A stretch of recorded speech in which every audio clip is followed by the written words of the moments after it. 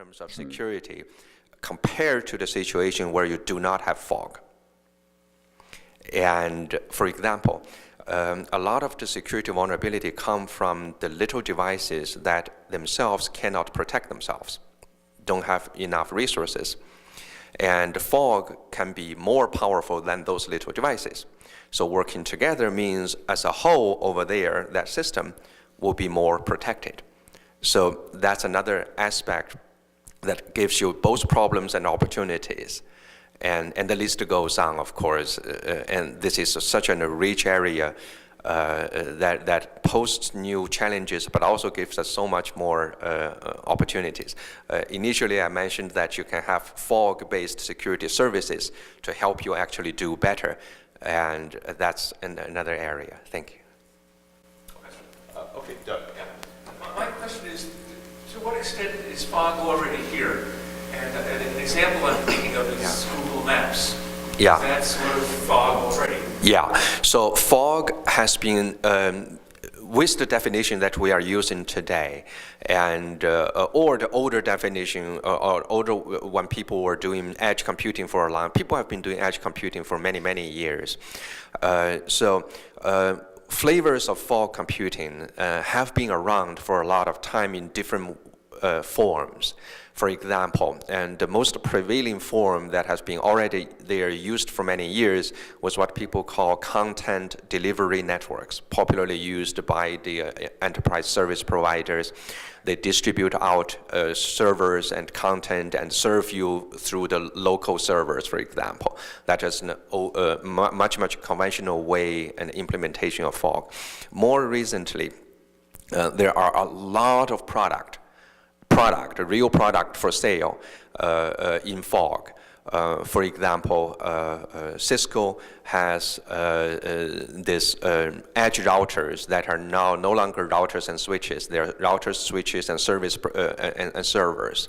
So they're a combination of them. They allow you to put your applications on that switch on the edge, and so does many other companies.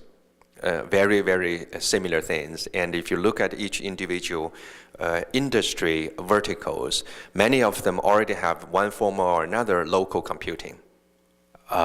So pieces are already there. There are people who are trying to combine already the local processing and cloud processing, making them sort of more integrated. That went one step further along this vision of fog is a continuum of service between the cloud and the users. So you see a lot of real products already. On the other hand, the room between now and the future is so big, and the potential is so big still there.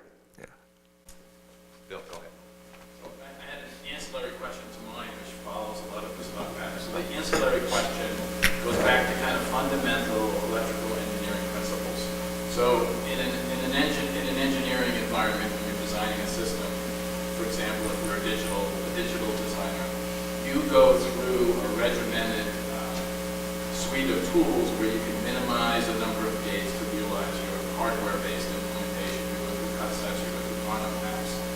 The question that I have is, in the edge computing, can you use those electrical engineering principles to come up with the most robust hardware implementation of the system, rather than just throw this out there and basically, have overkill? Can we start to look at this as a science? And the other thing that I wanted to mention is what engineers have done in the past to protect some of the unprotectable devices. For example, Tom knows this, in memory technology, in DRAM, that particular technology is very susceptible to hacking because it's a dynamic memory. So what the designers have done on the tool side is they scramble all the addresses to the internal bit. So it's very difficult for somebody to come in and steal that memory because you have to go through those scrambling algorithms to do it. So it has a kind of a built-in self-protection. Can some of that occur in the edge computing? People thinking about that. So it's two things that I mentioned. Some things you can do to help yourself, and then there's this whole idea of what is the minimum requirement of computing that I need to do my think it's a static question for the stuff that's out there to do static things, but it's also a question dynamically. So if I allow people to do computing on my mobile device, for some fee base, I allow you to use this to do something while I'm walking around or I'm traveling. Is the notion of edge computing able to also minimize the number of these that I allow to roll in so that I get the correct answer, over time, which again becomes kind of a secure environment for this attack. So those are the, anyway. Just a few questions there, Bill. Yeah. Yeah. Would any of you like to address any one of those things that you brought up? I've got one thing I want to say about that, and that is, a lot of what you're talking about, and this is probably what you're working on this paper about, that's why you're asking us this, right? No, I went to the IO2 conference and I brought it up at the IEEE USA panel. Pretty hot topic of discussion. And I think, but it also ties into a lot of things that are going on right now. And from the infrastructure, the IT infrastructure side, this kind of gets into, and someone referred to this before, the DevOps side of things. How do I build an optimal structure? And of course, as the thing gets more complex, it gets a lot harder to get real optimization. So a lot of times it's kind of dynamic optimization. But, and people have talked about this as well, if you can build in self-aware mechanisms within that infrastructure, give it machine intelligence of some sort, they can help you to find their best optimization for what's going on. That's a feeling I think is probably the best answer to that question. Let's use the processing power of both the edge of the cloud and of our personal devices in order to have them configure themselves, because they probably have the best information to do so. Any more?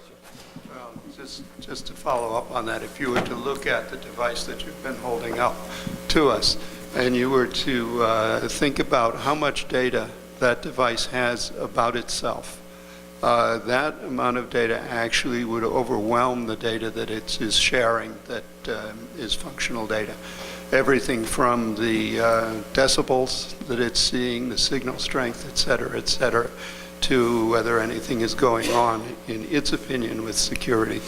So I can't answer the question about whether we could turn that into hardware and make it all work, but these devices are very self-aware, kind of ex post facto. They can detect if something went wrong. The question is whether they could protect themselves against something going wrong.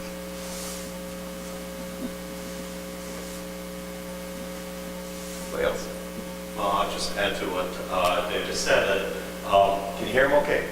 Yeah. Okay. Whether it's hardware or software, certainly there is a need for scientific methodology to understand the principles. For example, one that is somewhat related to your first question is how do I decompose the computational job, knowing the underlying substrate is volatile, heterogeneous, and constrained.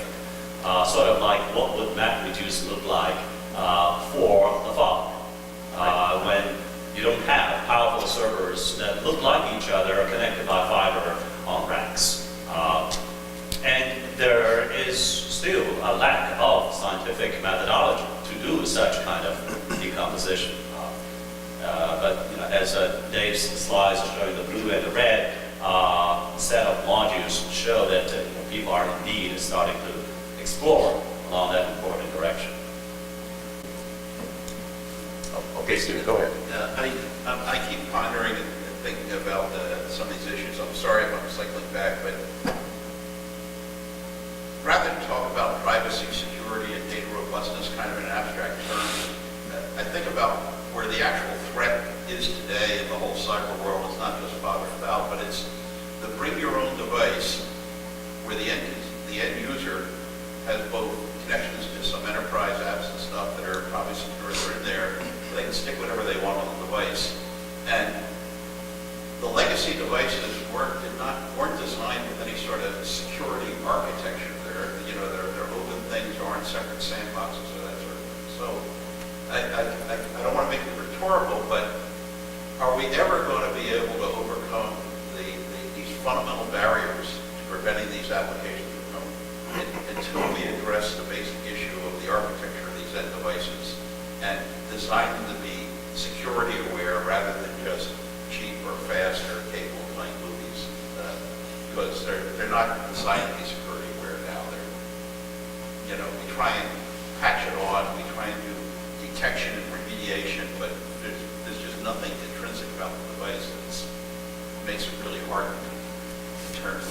side? So Stu, with the consumer devices, there's some real simple things that make them more secure. There are a lot of consumer connected devices out there that have their username as admin, their password as admin. And it's a default and people don't change it. If you could, in other words, this is really dumb. We could definitely do a better job of this. I think it may be a bit, well, it may not be different in the industrial Internet of Things, you know, but we need to think about security from the get-go. You know, we're building things to be connected that can be misused. We need to control we need to guard the control of the infrastructure of these devices and the way they work with each other. Like your webcam, you know, Exactly. They were using webcams as robots to create denial of service attack on the. with the default password. Yeah. So I have a question for Dave. Dave, you talked a bit about, so there's an awful lot of what's called unstructured data that is running around, like video and things like that. But you also referred to the need to be able to tie into structured data. Can you let us know what kind of structured data that is? You might just want to give a brief definition of structured data. Okay. So people kind of divide the data world up into structured, which ranges all the way from classical transactional data, when you swipe your credit card, that sort of thing. Anything that divides itself up neatly into fields that you can look at, et cetera. To semi-structured data, which is things like the web. Things that have, for the most part, unstructured text, HTML, et cetera, but have a structure in the actual structure that goes between the pages in the web. So there's some structure that you can take out of it. To the vast majority of data, at least today, which is either image, video, or text and speech. For the most part, you'll see analyses of these data that are kind of siloed. So people do an enormous amount of analysis of structured data, and that's a large part of what you see in these attacks on corporations. We just stole 150 million customer accounts, something like that. For the most part, that's structured data. The unstructured data video is responsible for most of the traffic on the web, more than on the internet, more than 50% of it. And increasingly, that's analyzable. So if you go on Facebook, you'll see these little boxes asking you to identify the face that you're seeing. The semantics of that data is not as easily uncovered, but it's getting there. I tell my classes that humans are still the best video pattern recognition engines in the world. 5 years ago, I would have said we were the best speech pattern recognition engines in the world. I'm not sure we are anymore. I don't think there are many humans who can listen to 1 million customer care calls and derive information from that. So we have 5 or 10 years for video, and then that will be over. At any rate, to Tom's issue, we have a lot of history and a lot of technology that is aimed at trying to secure structured data, simply because it's been the data that makes up the lifeblood of corporations. We can see that it's not infallible, that so-called advanced persistent threats, which are very, very different from what we think of in denial of service and that kind of thing. They're essentially very small packets or pieces of packets which are built together to, over time, suck data out of your corporation. Those are right now one of the forefronts of security. And in addition, the unstructured data, there simply is not anywhere near as long and robust a research effort in terms of securing that kind of data. So Twitter, for instance, is a excellent example of unstructured data.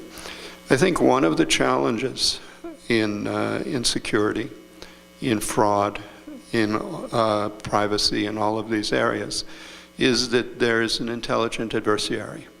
So good news for researchers, you won't be out of a job for a long time because there's somebody figuring out how to take what you did and attack it.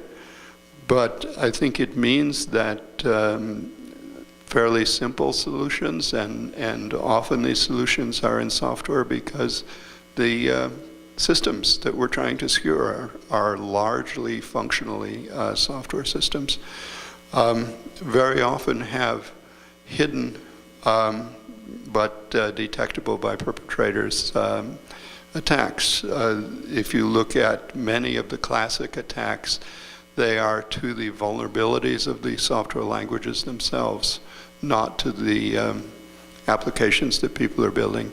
And if you look at the languages that are being used to build apps, they are by and large probably somewhat less secure than the lower level, harder core languages that are built to build system software. Anyway, I kind of rambled, so I hope I came close to answering. I think we're out of time now, so I want to thank the panel for their great presentations and dealing with the slings and arrows of outrageous projectorism, and also for the audience to stick around with us here. And I hope you guys got a lot out of it. Thank you.